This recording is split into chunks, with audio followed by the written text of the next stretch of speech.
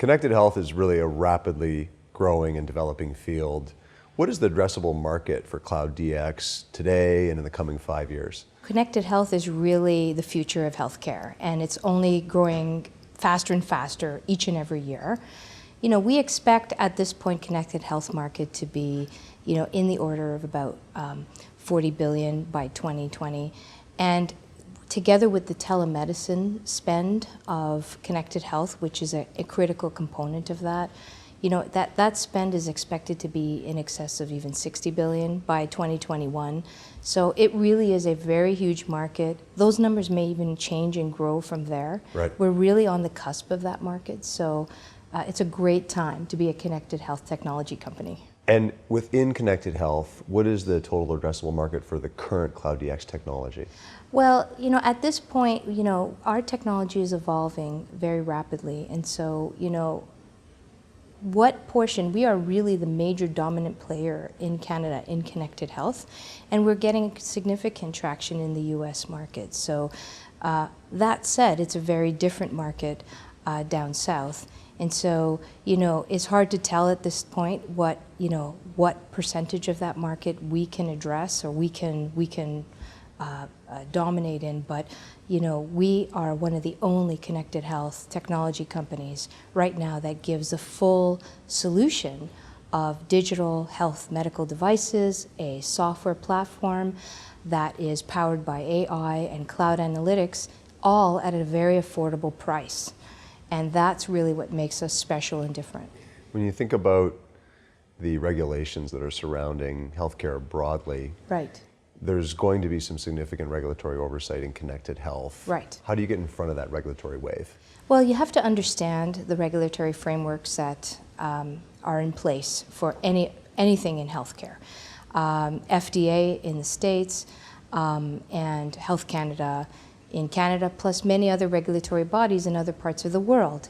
So when you do business and you need to scale your operations, you really have to think strategically ahead of time. What are the regulatory bodies that you need to comply with? Set those plans in place well in advance of entering that market, and start doing that work to comply with those regulations. Devices have their own set of requirements, software have a different set of requirements. We have both in our solutions, and so we've been ahead of that game for many years now. And that actually is something that I have found very interesting, is that we're one of the only connected health companies that is FDA approved as well as Health Canada approved. Right. So we are commercializing already in the market. In addition to those regulatory considerations, there's got to be some significant insurance or payer considerations, the differences between connected health solutions and connected devices, continuous monitoring like you offer with your Vitali solution. The insurers have got to be thinking about a lot of the impacts that these are going to lead to. How does Cloud DX address the insurance industry? Well, we have to engage with them. Certainly the insurers are payers for these services, especially down in the United States.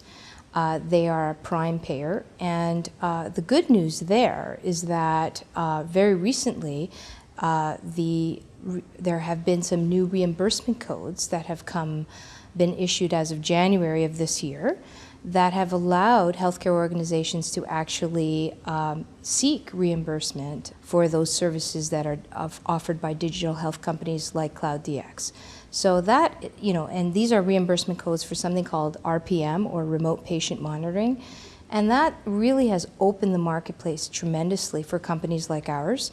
We were already doing business in the US, but now it's quite a wide open market. Well, and that remote monitoring is something that is widely understood already. The technologies are not something that's very difficult to understand. Exactly, and it's always been part of our mission and core mandate of our business, to enable all kinds of people, no matter where they are in the world, to access healthcare remotely, not having any geographies or financial considerations or constraints prevent them from accessing healthcare.